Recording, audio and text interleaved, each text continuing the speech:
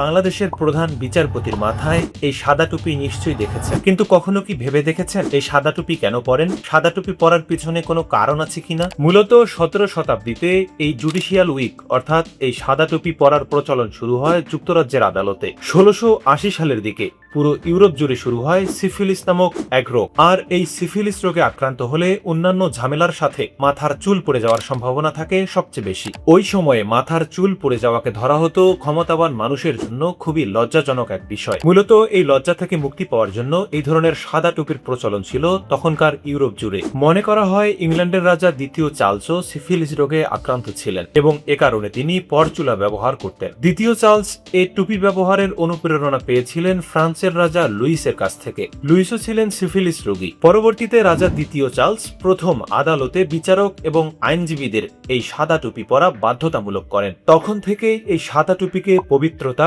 গাম্ভীর্য এবং নিরপেক্ষতার প্রতীক হিসেবে ধরা হয়। কোথাও কোথাও এও বলা হয় সাদা চুল বৃদ্ধ মায়ের প্রতীক। বৃদ্ধ মা যেমন সব সন্তানদের প্রতি স্নেহপরায়ণ, তেমনি ভাবে সকল সন্তান তার কাছে সমানভাবে বিবেচ্য। একজন বিচারক বাদী কিংবা বিবাদীর কাছে ঠিক মা সমতুল্য, যার কারণে বিচার কার্যে কোনো পক্ষপাতীর অবকাশ থাকে না। সময়ের পরিক্রমায় শুধু বাংলাদেশ নয়, বিশ্বের বিভিন্ন দেশের বিচার ব্যবস্থার সাথে এই সাদা টুপি জড়িয়ে আছে।